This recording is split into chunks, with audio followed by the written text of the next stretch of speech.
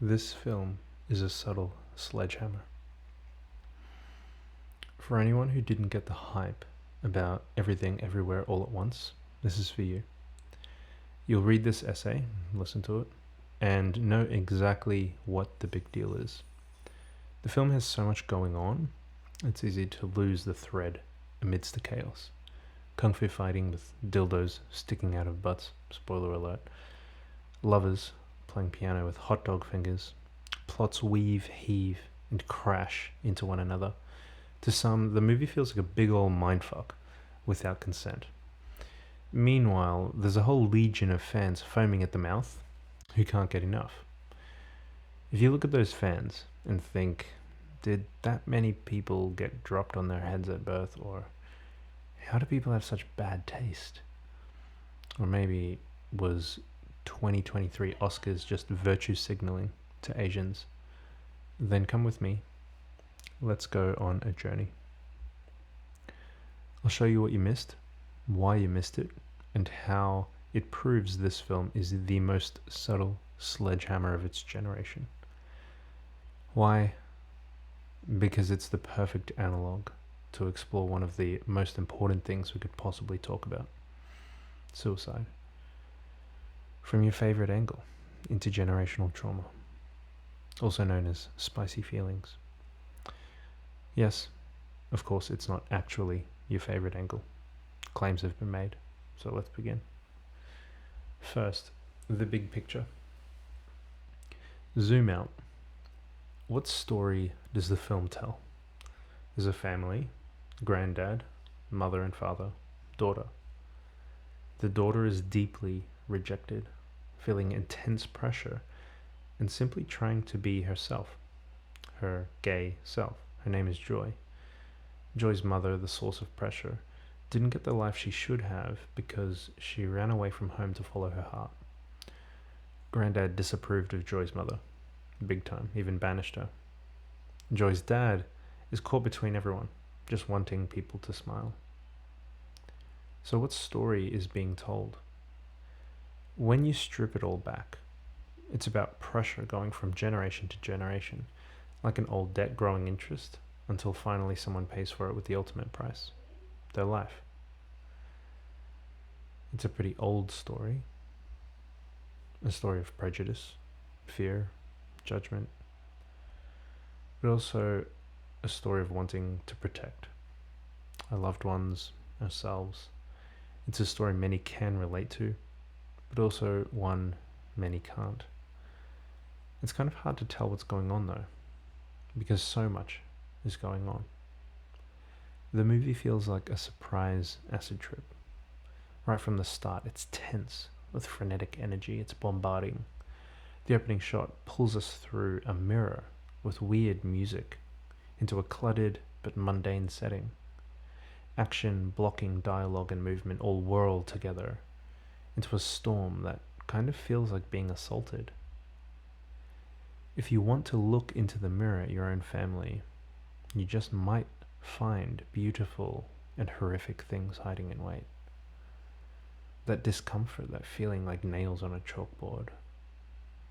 It's like the set was decorated by TV static. Why do some people love it and others hate it? The answer to this reveals why some get it and others think those people are idiots. Some love it because it's relatable. The feeling of having so much happening in your brain that it spills out into your environment, that the disorder and chaos of your moment-to-moment thoughts, constantly behind on tasks and actions and duties and obligations, papers hoarded and collected just in case, constant anxieties choked away so you can barely keep it together for another 10 minutes of survival because the kids need X and dad needs Y and the house needs Z and the business needs B. If you haven't lived in a way that feels like the cluttered house of a multicultural, multi-generational family, you won't understand the intensity of the mundane everyday. It feels multi-dimensional. So what story is being told here? It's not cognitive, it's experiential. The feeling of being in the presence of a woman like the mother in that film, there's a simmering level of background noise that can put you on edge. It's tough to be in the presence of people like that. It can feel like nails on a chalkboard.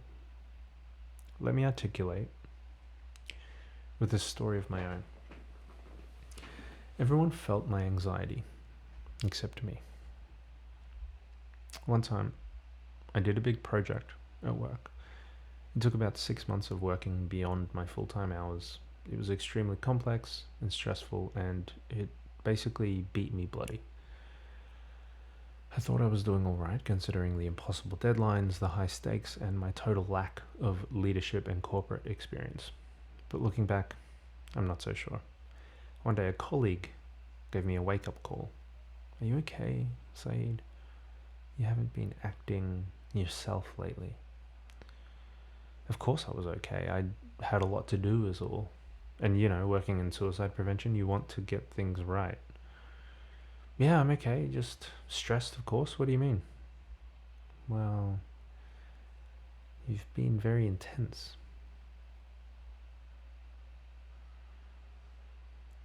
Up until that point, I'd been finding the team so difficult to work with because people would drag their feet in meetings or kick up a big fuss and then not follow through on the priorities that they fought for. Why were they so resistant to sharing info we all need? Why didn't they want to talk about the user experience or other important things that we really needed to cover? I hadn't seen myself through other people's eyes during this project. I was only looking at others.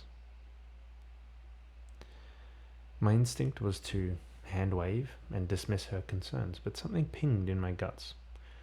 I could tell she was stepping out of her comfort zone to flag this with me, so it was the least I could do to slow down and listen. What I found rocked me.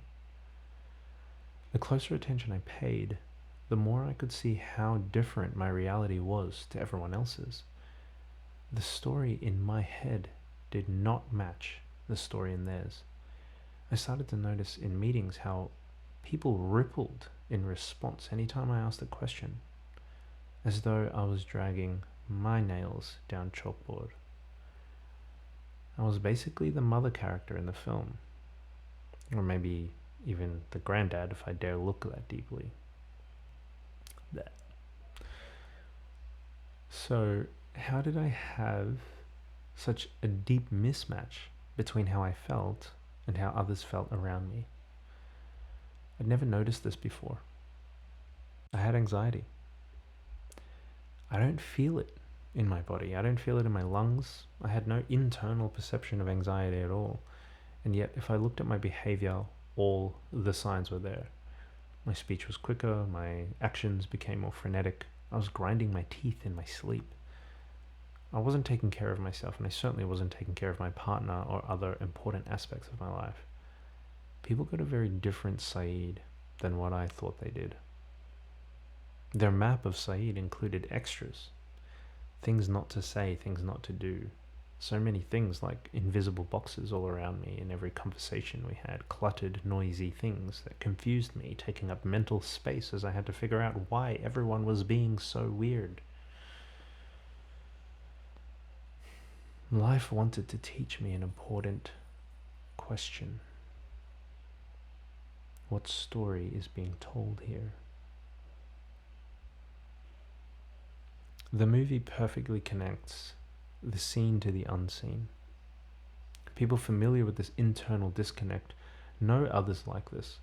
They know someone with a mind that's cluttered and busy and anxious and completely blind to how it impacts others. The music, the cinematics, the dialogue blocking even multiple languages happening at once, so conversations feel like meteors crashing. It's familiar territory, and they tend to appreciate how well it's articulated. But if this is new to you, if you don't live in this environment or haven't spent long there, or maybe have forgotten what it's like, then this experience will cause you to probably think along the same lines as my colleagues. Is he trying to make me feel this way? Does he want to make me feel confused? Does he want to make me feel belittled? Does he want to make me feel anxious? Not at all. That was never my intention. My intention was to do the things that needed doing. I was the only person blind to my own anxiety. It rolled off me in waves. It was obvious from the outside and totally invisible from the inside. But it didn't look like anxiety from their perspective. It looked like intensity.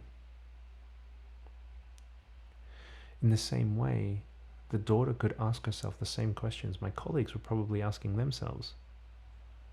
But when it's someone you work with versus the woman who is meant to love and support you and create a safe haven for you to find out who you are, well, it hits different. Imagine the voice of a younger, pre-teen Joy trying to figure out her life and wondering about her mum. Does she want me to feel this way? All this pressure to perform, to be good, to get good grades, to succeed, to live out the dreams mum never got to, this unbearable weight. Like it feels so heavy that it might just become a black hole trying to suck me in until I decide, fuck it. Why shouldn't I feed the whole, my thoughts and my memories and my achievements and my love and my joy, because all I really know at this point is the unbearable pit of darkness that's bigger than my ability to process or control or even experience. Maybe I should feed it myself while I'm at it. What does it all matter anyway? Life is just pain. How can she love me if she doesn't even accept me? All those questions which would have tumbled around in her mind, growing volume and density and never being spoken. Questions which could never be expressed because anxiety isn't the only invisible wall. There's also prejudice, distrust, hurt, family trauma. Is that what a mother wants for her daughter? Of course not. She wanted her daughter to never feel her own pain of regret. She wanted Joy to live up to her own potential. The innate potential she feels she didn't get to live up to herself. She would never consciously reject her own daughter the same way her father rejected her. Yet unconsciously, that's exactly what happened. Joy's grandfather wasn't actively trying to hurt Joy's mother. He didn't want to break her heart. He was trying to protect her in the best way he knew how. He wanted to excel. He wanted her to excel and probably rise up further than he had. He wanted to protect the image of the family he'd built. Each character misunderstands the next because of the noise blocking them from empathy. The fears, doubts, and insecurities of each person adds up into these huge invisible walls people don't know are there, caging them into a life they didn't sign up for. It's the same thing you feel when you get home from work, your partner tells you what went wrong, and you jump in and try to solve it. You're listening to the noise, not the signal. The noise in your head, not the signal coming from theirs. I've heard people say this movie felt like it was celebrated for virtue signaling. Watching a film like that, it's easy to experience this extreme level of discomfort and ask, am I having the experience they intended? Almost looking at the film creators in the same way that my colleagues looked at me, or how the family members looked at each other. I don't think the Daniels made a film to make people feel dumb or frustrated. It's more that they're illustrating something many people are lucky enough not to relate to, so don't really recognize at first glance. If that's you, consider yourself lucky. When I saw this at the movies, one moment really showed what I'm describing. The Daniels show the invisible tie between the pain we feel and the hurt we do. Mother and daughter are finally united for perhaps the first time. Lots has happened dimensions warped. Jamie Lee Curtis transformed from tax agent of the month into a psycho pro wrestling murder machine. At one point, Joy's mother literally almost murders her because, pressure. Lots and lots has happened. Mother now finally sees life from her daughter's perspective. We look out at a barren landscape. 2 grey rocks sitting on the edge of a cliff, subsumed by the majesty and size and scale of the horizon. Dialogue is written on screen. Rocks can't talk after all. The moment conversation started, something unexpected happened. The crowd burst into laughter as I burst into tears. My throat did that thing.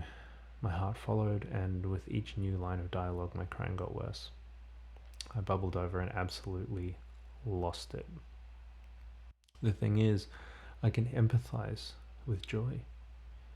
The overwhelming pressure of potential, the feeling of having this big black hole of carrying the burden of who I could be, the weight of expectation, and the feeling of pressure that I'm meant to live out the dreams my parents didn't get to. As a young man, I recoiled from this pressure into the comforting darkness of nihilism. For a time, my life was an apathetic wasteland, populated only by grey rocks, who sometimes shared a glib joke or two. If I was lucky, I had someone who could perhaps wear some googly eyes and get a response out of me, something to show that I was still alive and not all was lost to the big black hole inside my chest. Those moments of someone just joining me and looking at the world by my side were immensely important to me, more so than I could ever recognize back then. This suicide is like a bagel with everything on it. The day I didn't kill myself, I was it was like trying not to get sucked into a black hole.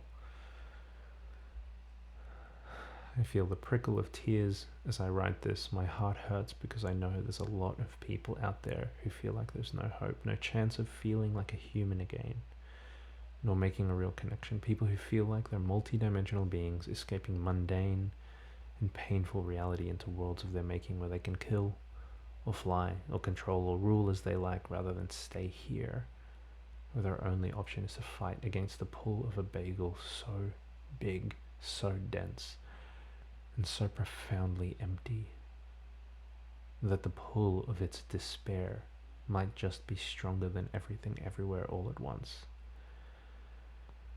The world is full of people like this who are going through that right now, or will go through that, or who have gone through that, and what stirs me up is how mediocre it all is. The horror beneath all of this pain and suffering, the evil genius causing so many people to hurt one another, causing my colleagues to recoil when I'd open my mouth, causing my mum to forever lose the strength of her grip, causing the confusion of so many millions of bereaved people around the world, trying to understand how someone would do that and what could they have said or done. The reason I bleed my broken heart all over the internet in the hopes it cracks through the veil and grabs you by the shoulders is because at the core of it, the monster behind so much suffering is just a plain, boring lack of empathy. It's the simple moment of seeing a hyped up movie that's confusing and frustrating and thinking, well, guess people have bad taste. It's the act of bypassing another person's experience because, can't relate. At the end of the day, this is the same reason we go to war, the same reason we lie, cheat, steal, and kill. This is why a child will push another, why a politician will say, those people are the problem. Because we're listening to the noise in our heads, not the signal coming from theirs. What story is being told in my mind about this? What's the story I tell myself? And what's the story others tell themselves? until we can truly listen to someone else and see the world through their eyes, until we can really get what it's like by slowing down and experiencing their story, we will never truly connect with them.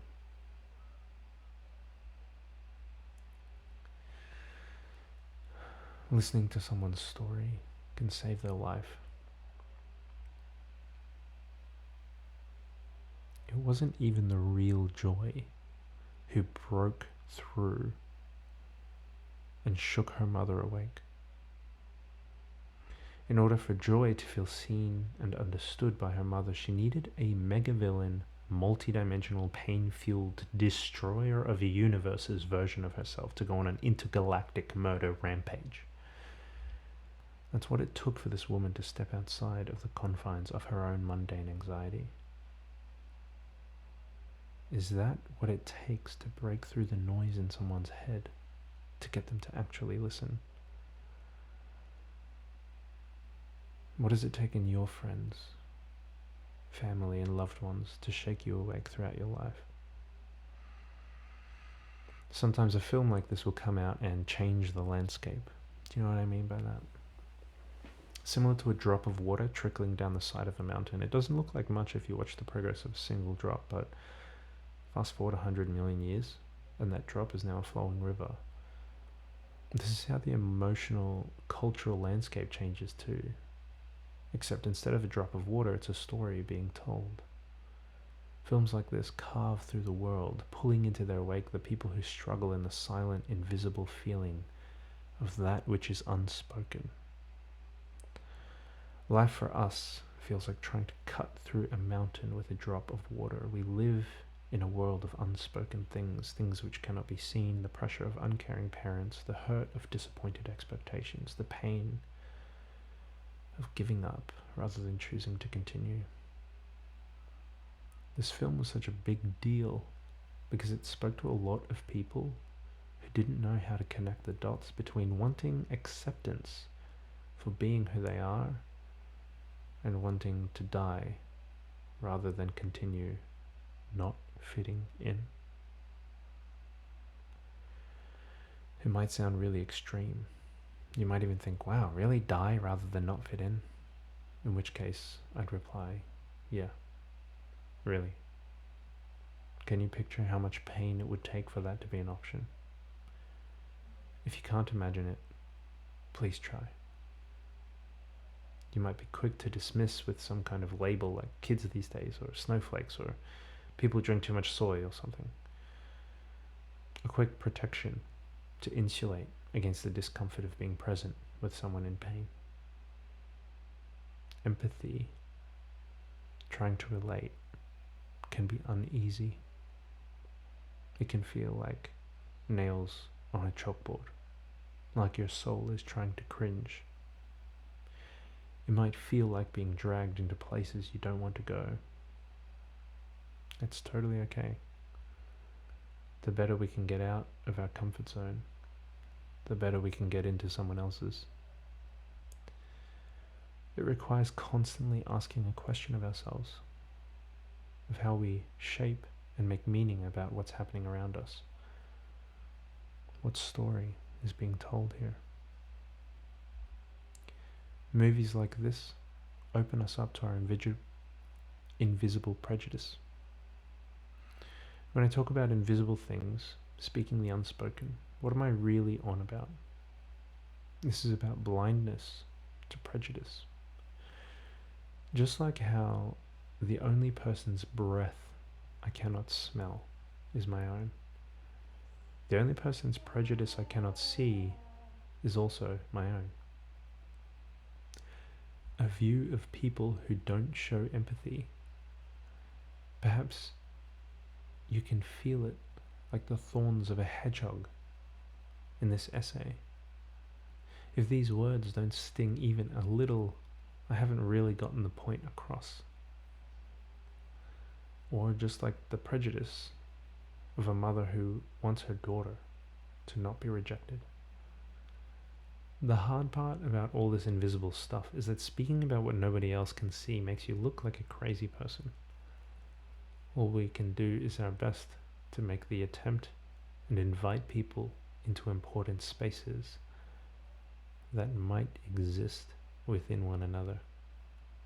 We feel our way through the invisible, gently. To speak up, we just have to start. A few years ago, after I'd stopped taking a lot of drugs and before I'd started taking a lot of vitamins, I was going to move in with yet another stranger.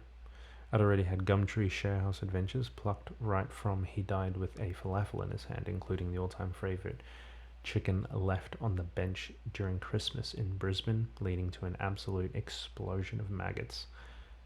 So I felt a bit iffy about living with total strangers. This time I was living with someone I knew and one I didn't. They were trans, as in going through a transition, changing gender from male to female. Prejudice, speaking about invisible things, you can probably see where this is going. We met, kept it light and pleasant enough, seemed to get along as they appeared rational and reasonable, and all the things I tend to look for in a roommate. I could tell they knew what to do with raw chicken. But at some point, I realized I'd need to address something. They're trans. While I am sensitive to how people feel, I'm totally okay not sharing the same beliefs. I'm not feminist, not by today's standards. The feminism I like celebrates difference. Today's not so much. This posed a problem. How was I going to live with and get along with this person if I didn't even have the slightest interest in the philosophy that likely underpinned their worldview? Hell, I even disagree with a lot of it. The answer was pretty obvious. I just told them. Okay, so we should talk about something if we're going to make this work. I don't really know what to say or how to say it, so what about I just ramble for a while and then we chat? Okay, so I make jokes about everything and everyone, including trans people, black people, sick people, you name it. I have a dark sense of humor, it's how I cope. I'm okay with misogynist jokes. I'm also okay if you have a problem with it. I really don't want to tiptoe around, but if you have a problem, I also want us to be able to have a respectful conversation. Make sense? Huh. Yeah, sure, let's talk about it. I appreciate that. So we did. They got that I am who I am, and they were just grateful to know up front and be invited to be real about it if it bothered them. I wanted them to know I was open to being taught, open to being shown stuff I didn't naturally prioritize, but I was also okay having different beliefs. How would it have been if we didn't have that conversation? What if I didn't ask that question about what story was being told and just had my own noise bouncing around in my head? Don't let the politics distract you from the person. Joy's mum showed zero interest in Joy's experience of reality, being attracted to women. She only thought of her own pain at her father's possible rejection of her daughter. Similarly, I have zero interest in feminism. If you're offended, so be it. I'm not into the politics, but I am interested in the people who live, breathe, and feel for what they believe in. I'm interested in the very human and relatable experience of fighting to make the world better in the way they know how, same as me. I can respect the hustle. So even though I didn't ask my new roommate to indoctrinate and change me, I did show genuine interest in their thoughts and feelings. I wanted to know their experience as much as they were willing to share it with me. I wanted to see if I could stand next to them and look out at the world they see. It's the same thing with mental health. People like my mum have a big struggle to grapple with. The voices she hears are hard enough to deal with. But what I've seen hurt her way worse are the voices of the people in her life who push her away, show no empathy or interest. People who don't listen because of the noise in their heads. It's not about being fully up to date and educated. You don't need a bloody PhD in political correctness or whatever.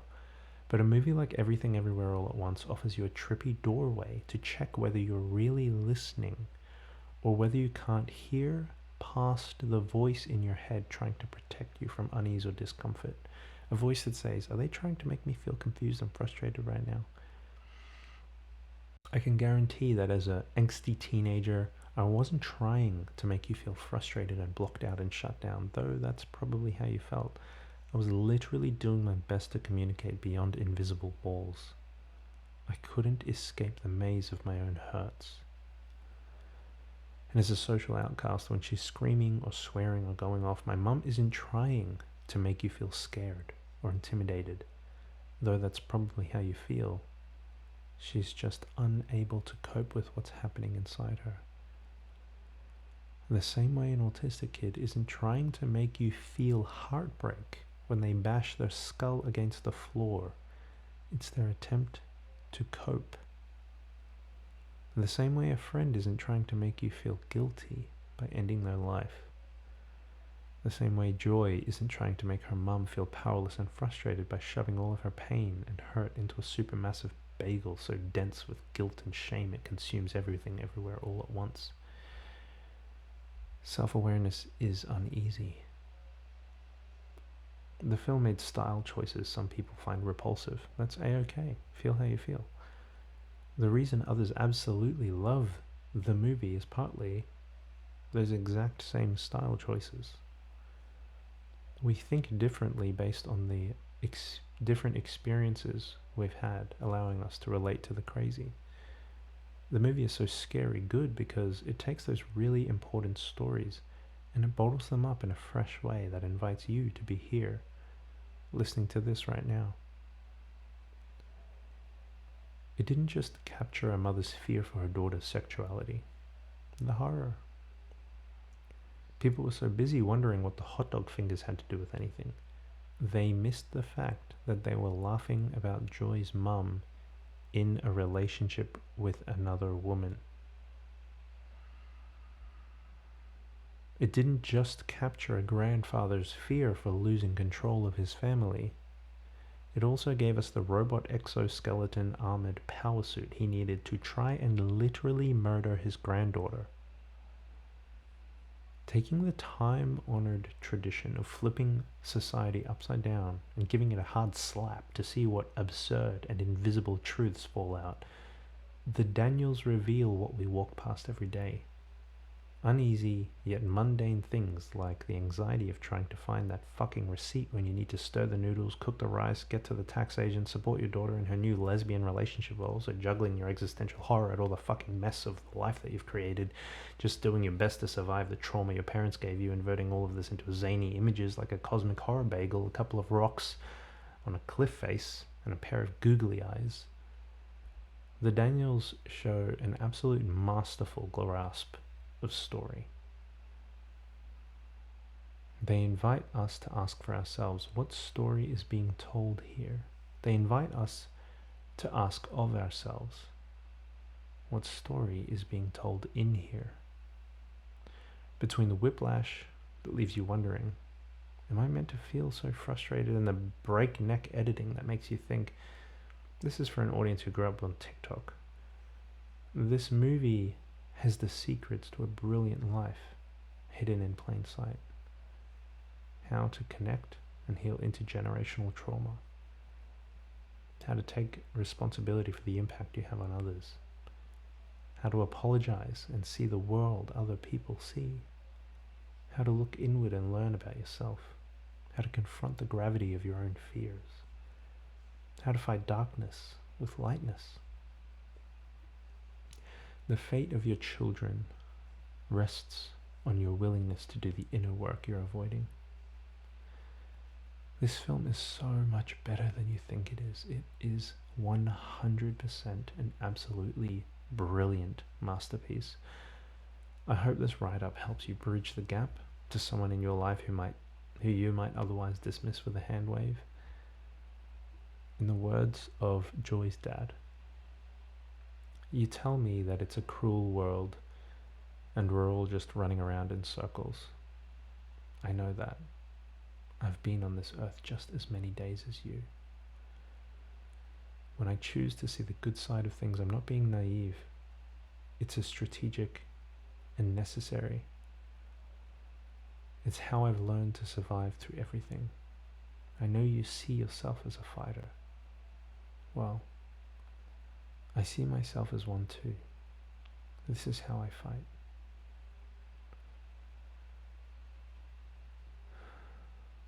So who in your life needs to rethink everything, everywhere, all at once? If you found this helpful or illuminating, why not share it with them? Maybe they will too. Above all, remember, if you have times where you can't imagine how others feel, maybe during the mundane moments like while you're paying your tax or doing your laundry, please try.